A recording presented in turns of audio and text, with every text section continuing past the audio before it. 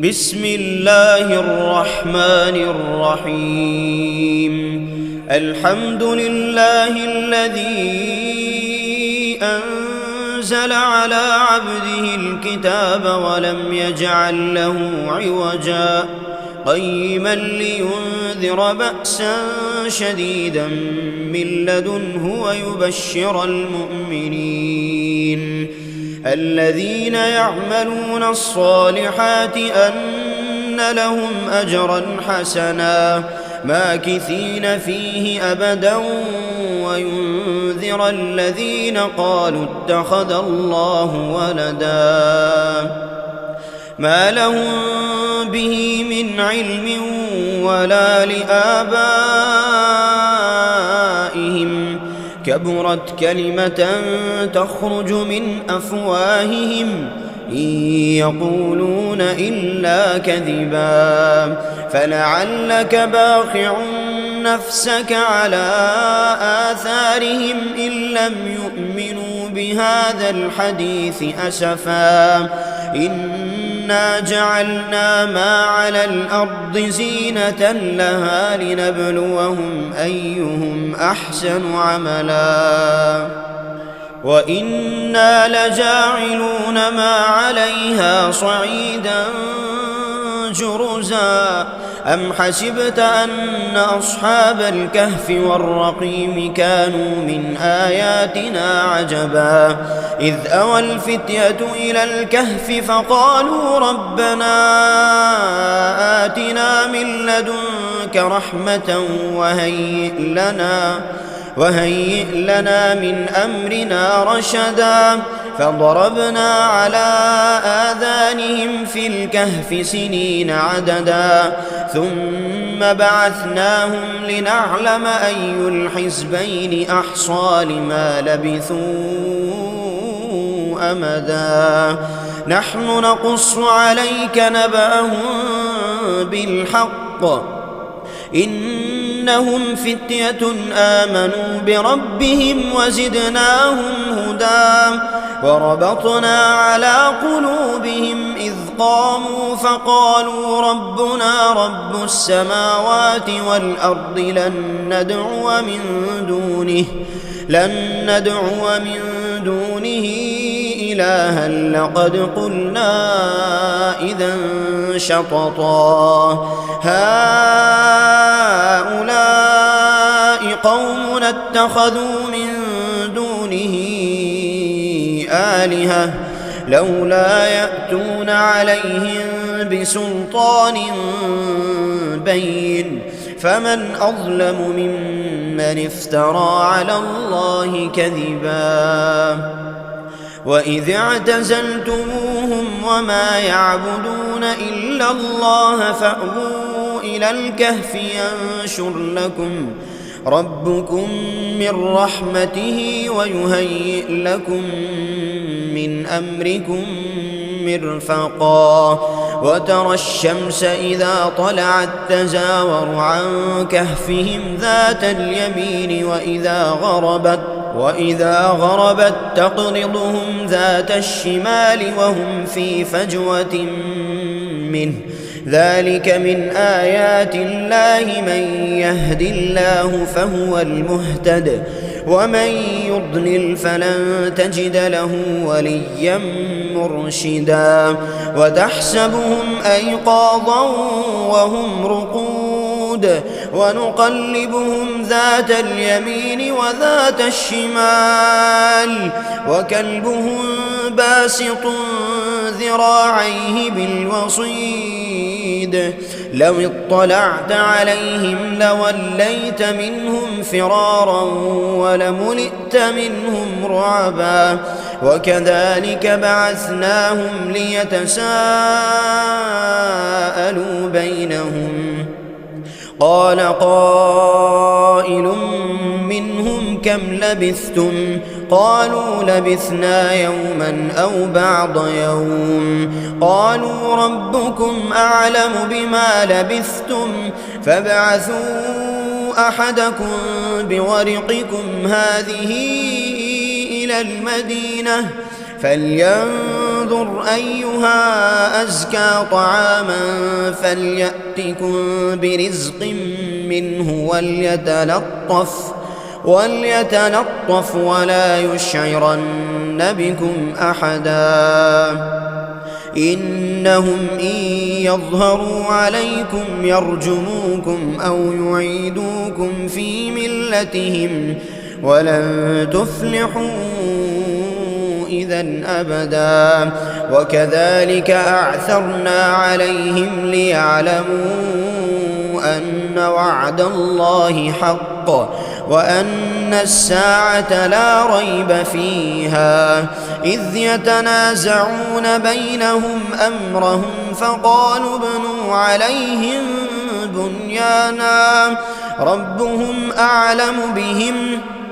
قال الذين غلبوا على أمرهم لنتخذن عليهم مسجدا سيقولون ثلاثة رابعهم كلبهم ويقولون خمسة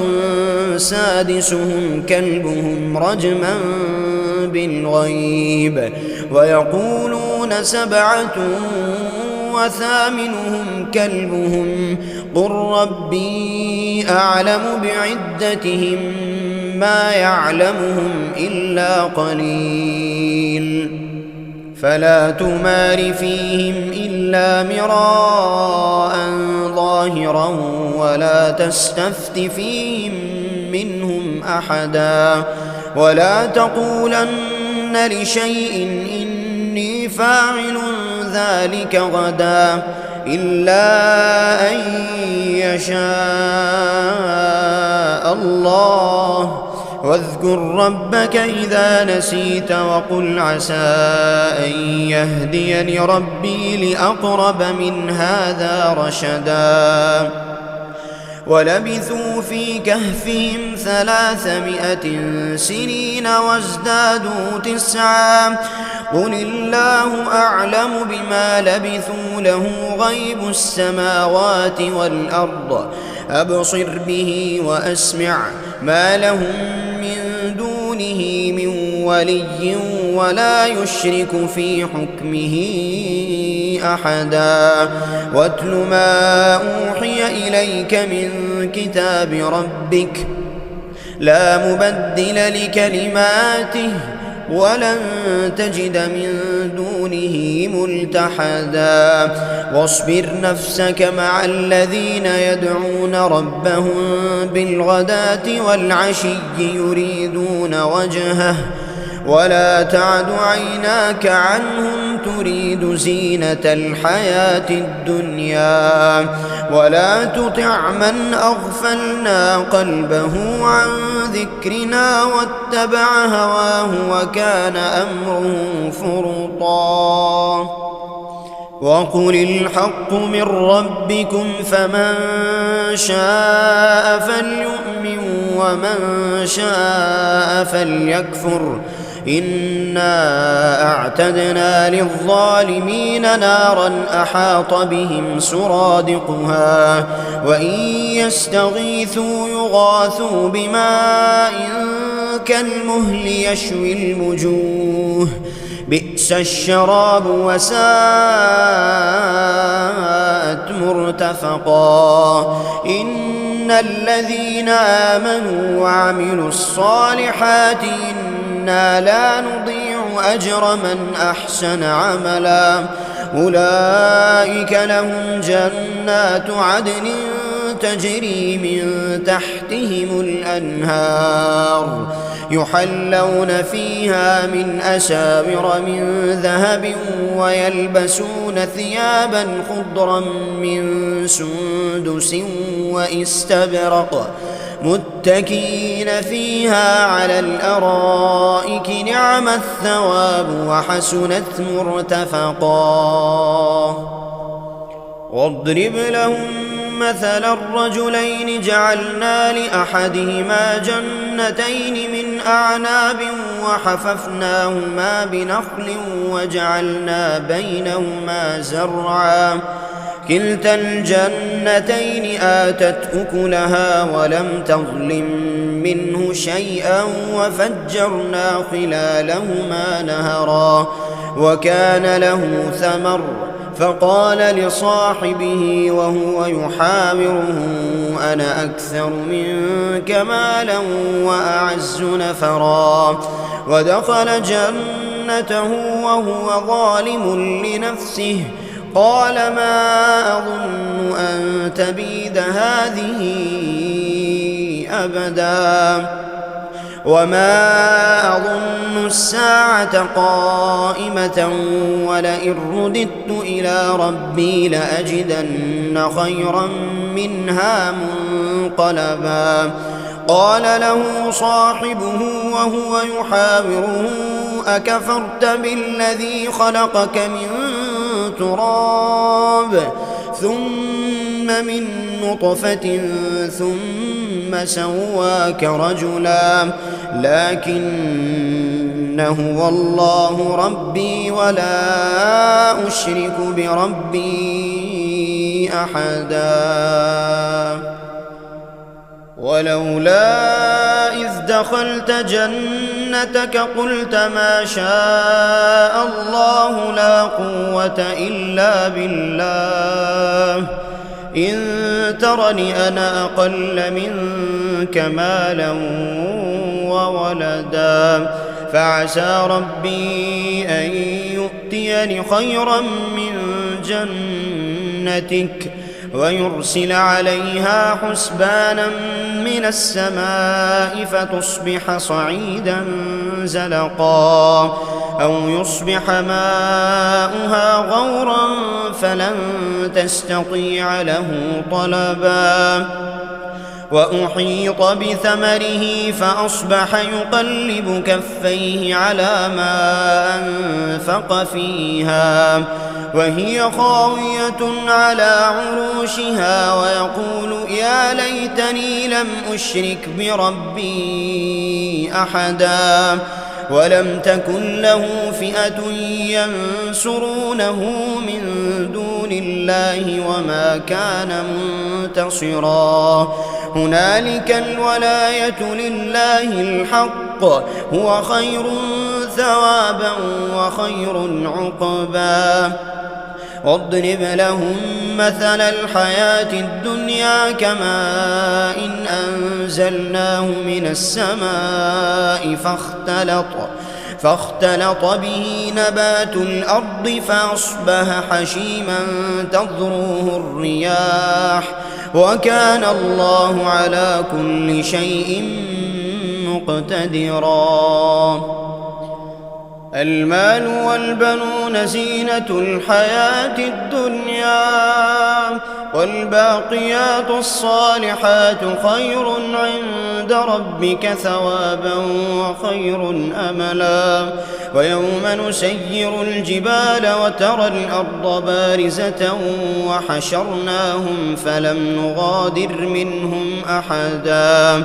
وعرضوا على ربك صفا لقد جئتمونا كما خلقناكم أول مرة بل زعمتم أن لن نجعل لكم موعدا ووضع الكتاب فترى المجرمين مشفقين مما فيه ويقولون يا ويلتنا ما لهذا الكتاب لا يغادر صغيرة ولا كبيرة إلا أحصاها ووجدوا ما عملوا حاضرا ولا يظلم ربك أحدا وإذ قلنا للملائكة اسجدوا لآدم فسجدوا إلا إبليس كان من الجن ففسق عن أمر ربه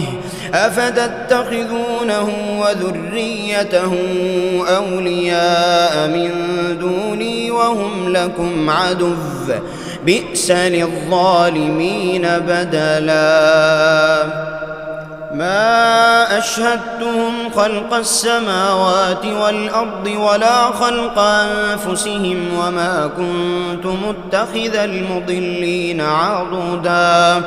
ويوم يقول نادوا شركائي الذين زعمتم فدعوهم فلم يستجيبوا لهم وجعلنا بينهم موبقا ورأى المجرمون النار فظنوا أنهم مواقعوها ولم يجدوا عنها مصرفا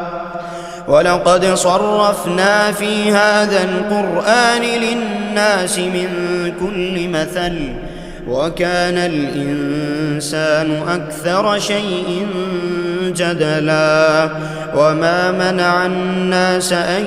يؤمنوا إذ جاءهم الهدى ويستغفروا ربهم إلا أن تأتيهم سنة الأولين أو يأتيهم العذاب قبلا وما نرسل المرسلين إلا مبشرين ومنذرين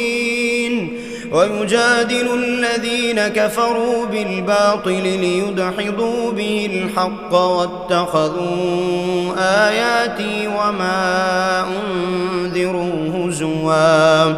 ومن أظلم ممن ذكر بآيات ربه فأعرض عنها ونسي ما قدمت يداه إنا جعلنا على قلوبهم أكنة أن يفقهوه وفي آذانهم وقرا وإن تدعهم إلى الهدى فلن يهتدوا إذا أبدا وربك الغفور ذو الرحمة لو يؤاخذهم بما كسبوا لعجل لهم العذاب بل لهم موعد لن يجدوا من دونه موئلا وتلك القرى أهلكناهم لما ظلموا وجعلنا لمهلكهم موعدا وإذ قال موسى لفتاه لا أبرح حتى أبلغ مجمع البحرين أو أمضي حقوبا فلما بلغا مجمع بينهما نسيا حوتهما فاتخذ سبيله في البحر سربا فلما جاوزا قال لفتاه آتنا غداءنا لقد لقينا من سفرنا هذا نصبا قال أرأيت إذ أوينا إلى الصخرة فإني نسيت الحوت وما أنسانيه إلا الشيطان أن أذكره واتخذ سبيله في البحر عجبا قال ذلك ما كنا نبغي فارتدا على آثارهما قصصا فوجدا عبدا من عبادنا آتيناه رحمة من عندنا وعلمناه من لدنا علما قال له موسى هل أتبعك على أن تعلمني مما علمت رشدا قال إنك لن تستطيع معي صبرا وكيف تصبر على ما لم تحط به خبرا قال ستجدني إن شاء الله صابرا ولا أعصي لك أمرا قال فإن اتبعتني فلا تسألني عن شيء حتى أحدث لك منه ذكرا فانطلقا حتى إذا ركبا في السفينة خرقها قال أخرقتها لتغرق أهلها لقد جئت شيئا إمرا قال لم أقل إنك لن تستطيع معي صبرا قال لا تؤاخذني بما نسيت ولا ترهقني من أمري عسرا فانطلقا حتى إذا لقيا غلاما فقتله قال أقتلت نفسا زكية بغير نفس لقد جئت شيئا نكرا قال ألم أقل لك إنك لن تستطيع معي صبرا قال إن سألتك عن شيء بعدها فلا تصاحبني قد بلغت من لدني عذرا فانطلقا حتى إذا أتيا أهل قرية استطعما أهلها فأبوا أن يضيفوهما فوجدا فيها جدارا يريد أن ينقض فأقامه قال لو شئت لاتخذت عليه أجرا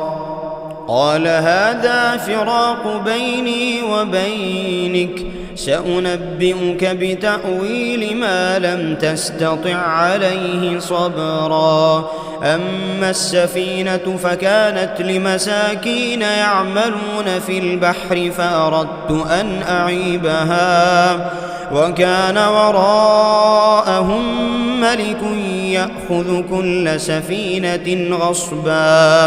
وأما الغلام فكان أبواه مؤمنين فخشينا أن يرهقهما طغيانا وكفرا فأردنا أن يبدلهما ربهما خيرا منه زكاة وأقرب رحما وأما الجدار فكان لغلامين يتيمين في المدينة وكان تحته كنز لهما وكان أبوهما صالحا فأرادا ربك أن يبلغا أشدهما ويستخرجا كنزهما رحمة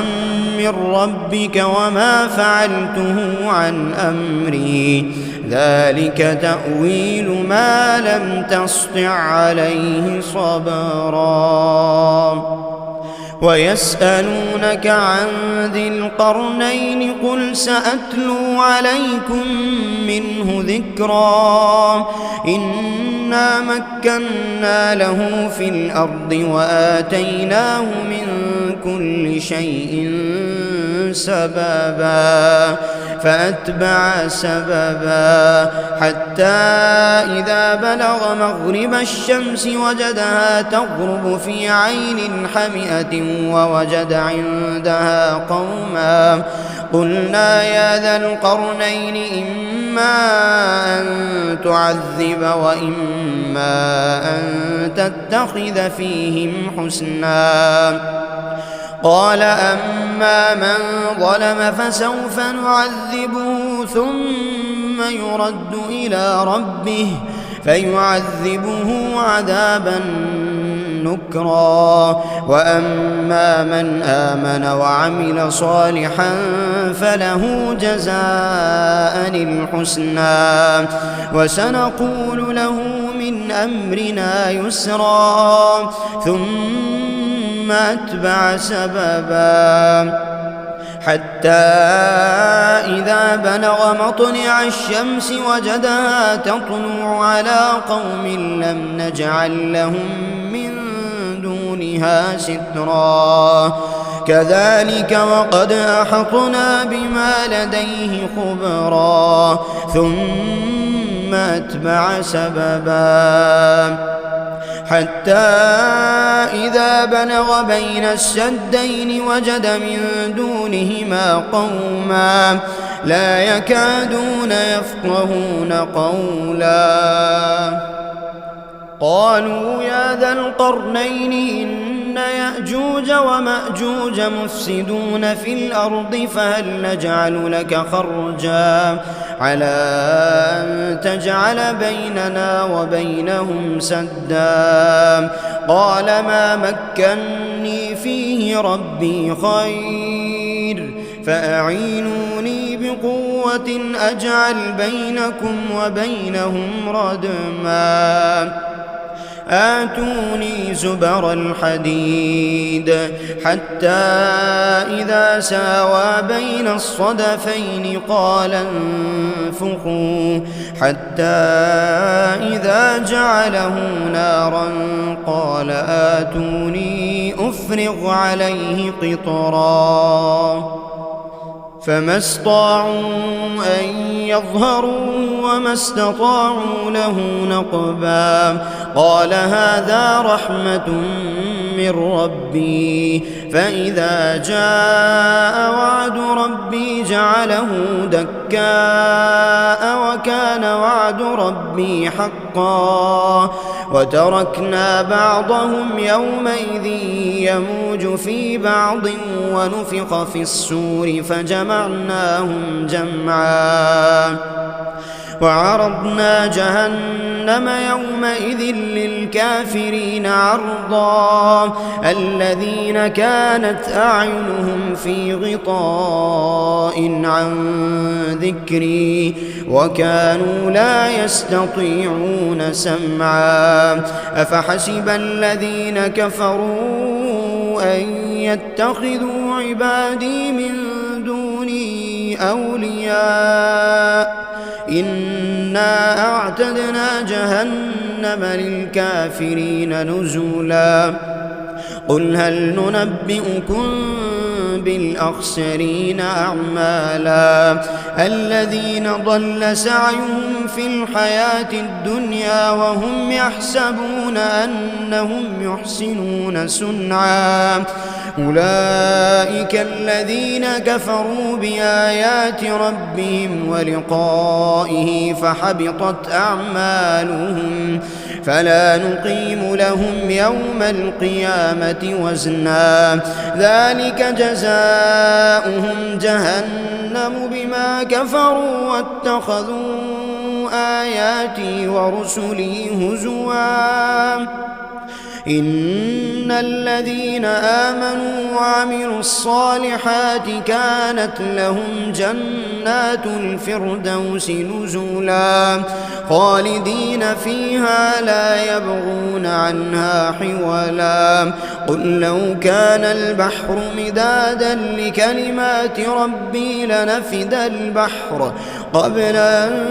تنفد كلمات ربي ولو جئنا بمثله مددا قل إنما أنا بشر مثلكم يوحى إلي أنما إلهكم إله واحد فمن كان يرجو لقاء ربه فليعمل عملا صالحا ولا يشرك بعبادة ربه أحدا.